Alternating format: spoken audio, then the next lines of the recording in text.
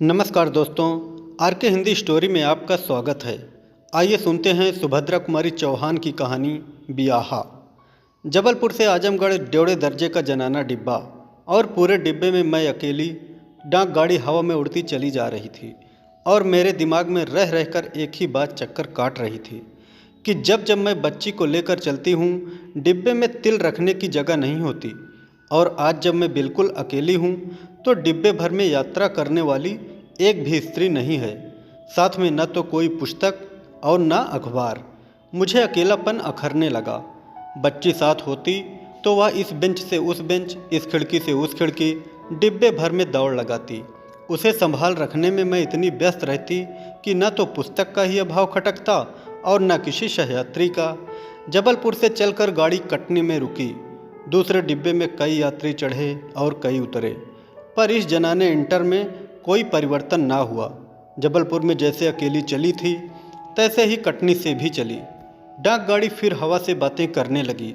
सतना आया, ट्रेन की गति कुछ धीमी पड़ी और मैं उठकर खिड़की के पास आकर बैठ गई।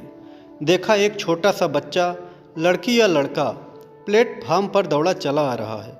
उसके हाथों में पीतल की एक छोटी सी थाली थी। थाली में एक छोटी सी कटोरी, एक गिलास। यह सब वह आरती उतारने वाली की मुद्रा पकड़े दौड़ रहा था। ट्रेन रुकी और वह बच्चा भी रुक गया, ठीक मेरे डिब्बे के सामने। तभी मैंने देखा एक कांस्टेबल और स्टेशन के 2-3 कर्मचारी उस बच्चे के विषय में कुछ कह रहे हैं। बच्चा उन्हीं के पास खड़ा था। जाने क्या सोचकर वह कांस्टेबल बच्चे को लाया और दरवाज़ा खोलकर डिब्बे में बिठा दिया। बच्चे को बिठाने के बाद वह मुझसे विनय भरे स्वर में बोला, बहन, आप जरा इस लड़की को इलाहाबाद उतार देना। कई दिनों से यह स्टेशन आती है और कहती है कि इलाहाबाद जाना है। मैंने पूछा, पर यह बच्ची है किसकी? यह तो मैं नहीं जानता, कांस्टेबल ने कहा, पर इसे इलाहाबाद जाना जरूरी है। कई दिनों से कह रही है और गाड़ी के पास दौड़कर आती है। मैं और कुछ पूछूं कि सीटी हो गई और ट्रेन चल पड़ी। मैंने सोचा कि ये भी मुसीबत ही है। ट्रेन इलाहाबाद लगभग 11 बजे पहुंचती है। आज 1 घंटा पीछे जा रही है तो 12 बजे से पहले क्या पहुंचेंगी? इलाहाबाद पहुंचते पहुंचते या सो गई तो क्या इसे कोई लेने आएगा? कोई नहीं आया तो किसे सौंपूंगी इसे? एक साथ मेरे मन में कई प्रश्न उठे, पर ट्रेन चल चुकी थी और वहाँ मेरे प्रश्नों का उत्तर देने वाला कोई न था। अब मैंने मुड़कर उस बच्ची की ओर देखा। वह बेंच पर न बैठकर नीचे एक कोने में सिमट कर बैठी थी। उसके सामने वही थाली, कटोरी और गिलास थे। देखने में वह 5-6 वर्ष से अधिक न जान पड़ती थी। कपड़ों के नाम पर एक मटमैला सा कपड़ा उसके शरीर पर लिपटा हुआ था। सिर के बाल लड़कों की तरह कटे हुए थे। चेहरे पर विषाद की गहरी छाप थी। उसे देखकर ऐसा लगता था कि इस छोटी सी आयु में उसने बहुत दुख देख लिया है। मेरी बच्ची और इस बच्ची में कितना अंतर है। यह गढ़ी हुई मूर्ति की तरह शांत और स्थिर बैठी थी। डाक गाड़ी उसी पूर्ण वेग के साथ दौड़ रही थी, पर वह बालिका एक तपस्वी की तरह शांत और मौन बैठी थी। मैंने उसके पास जाकर उसका नाम पूछा। उसने मेरी तरफ देखे बिना ही जवाब दिया, राम प्यारी। तुम कहाँ जा रही हो? इलाहाबाद। इलाहाबाद में किसके पास जाओगी? मैंने पूछा, और इस बार उसने सिर उठाकर उत्तर दिया, अपने बियाह के पास जाइत हैं। कितने आश्वासन और विश्वास के साथ उसने कहा, बियाह के पास? तो इसकी शादी भी हो चुकी है? मैंने पूछा, तो तुम्हारे माँ बाप कहाँ हैं? मर गए। उसी विकार रहित स्वर में उसने कहा, मरे हुए कितने दिन हुए और तुम्हारा कोई नहीं है? ढेर दिन अस्पताल में रहने के बाद वही मर गए। हमार बियाह इलाहाबाद में है। और यह थाली, कटोरी, गिलास कहाँ से लेकर आई हो? अपने घर से लेकर आई हूँ।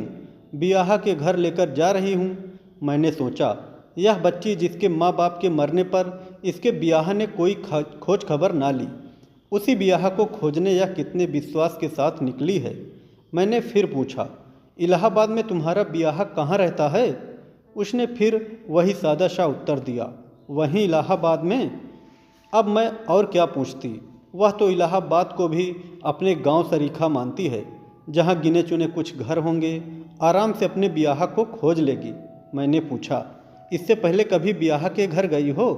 उसने आश्चर्य मिश्रित कातरता के साथ देखते हुए कहा, चलाव हुए बिना ब्याह के घर कोई नहीं जाता। अब इससे अधिक उससे प्रश्न करना उस पर अत्याचार होता, अतः मैं चुप रह गई। गाड़ी उसी तेजी के साथ चली जा रही थी। ठंडी हवा तीर की तरह भीतर आकर शरीर को कँपाने लगी। मैंने अपनी शाल निकाल कर ओढ़ लिया। मैं केवल 2 दिन के लिए जा रही थी, इसलिए कपड़े भी इने गिने थे। अंत में बहुत सोच विचार के मैंने तय किया कि बिछाने की चादर के बिना मेरा काम चल सकता है, और उसे निकालकर मैंने उस बच्ची को उड़ा दिया। वह बोली कुछ नहीं, बस विस्मय के साथ मेरी ओर देखती भर रही। शाम बढ़ चुकी थी, कुछ भूख भी लगाई थी। मैंने खाना निकाला, कुछ उसे दिया और स्वयं भी खाया। उस लड़की ने मेरे मातृत्व को क्रियाशील होने का अवसर दिया। खाना खाने के बाद मेरी कुछ देर लेट जाने की आदत है, अतः मैं लेट गई और सो गई। इतने में गाड़ी फिर रुकी। यह मानिकपुर था। चित्रकूट दर्शन करके लौटने वाली स्त्रियों का एक झुंड एक साथ डिब्बे में भर गया। मैंने पैर सिकोड़कर 2 स्त्रियों को बैठने की जगह दी, किंतु मैं उठी नहीं, लेटी रही। फिर उनका ध्यान उस लड़की की ओर गया और पूछताछ शुरू हो गई। एक महिला ने मुझसे पूछा, क्यों बहन जी, यह बच्ची आपके साथ जा रही है? और मैंने नहीं कहकर सो गई। अब सीधे उसी से प्रश्न होने लगे। क्या पूछा गया मैं सब तो सुन नहीं सकी। राम प्यारी की किसी बात को सुनकर वह जोर से हंस पड़ी। थोड़ी देर बाद बहुत शोरगुल सुनकर मैं उठ बैठी। देखा तो सामने ही पटिए पर बड़े बड़े अक्षरों में लिखा था, इलाहाबाद जंक्शन। सजग होकर मैंने उस कोने को देखा जहाँ राम प्यारी बैठी थी, पर वह वहाँ नहीं थी। मेरी चादर समेटकर, मेरे पैताने रखकर राम प्यारी अपने ब्याह को ढूंढने चली गई। सामने प्लेटफार्म पर, जहाँ चित्रकूट के दर्शन का पुण्य लाभ करके लौटने वाली स्त्रियों का समूह खड़ा था, जिनसे बिना टिकट के यात्रा करने के कारण टिकट जांचने वाली महिला डबल किराए ले रही थी। मैंने देखा राम प्यारी कटोरी, गिलास और थाली को आरती की मुद्रा में पकड़े खड़ी है। उन स्त्रियों के साथ वह भी रोक ली गई थी, उन स्त्रियों के यह कहने पर कि वह लड़की उनके साथ नहीं है। टिकट जांचने वाली महिला ने राम प्यारी से पूछा, छोकरी तू कहाँ जाएगी, कहाँ से आई है? और राम प्यारी का उत्तर था, घर ते आयत लाग हैं, अपने ब्याह के घर जाब। और वह आगे बढ़ गई। मैं देखती रह गई। जंक्शन का कोलाहल उसी प्रकार हो रहा था, पर मेरे कानों में राम प्यारी का स्वर गूंज रहा था, ब्याह के घर जाब। क्या वह राम प्यारी का ही स्वर था? वह छोटी सी बच्ची क्या जाने ब्याहे को। ऐसा लगा कि युग युग से कोई अज्ञात वाणी, जिसे सीता और सावित्री कहते हैं, उसी बच्ची के कंठ से प्रतिध्वनित हो रही थी। मैं सोच रही थी कि मैं सांसारिक बंधनों से और अभी तो आजमगढ़ के कवि सम्मेलन से ना बंधी होती तो राम प्यारी के पीछे पीछे जाती, देखती वह अपने ब्याह को कैसे खोजती है। यह अन्वेषण कितना सुंदर होता। पर अब तो रह रहकर एक ही प्रश्न उठ रहा था, जो अभी भी अनुत्तरित ही है, उसका ब्याह उसे मिला भी या नहीं। कहानी कैसी लगी कमेंट में ज़रूर बताएं।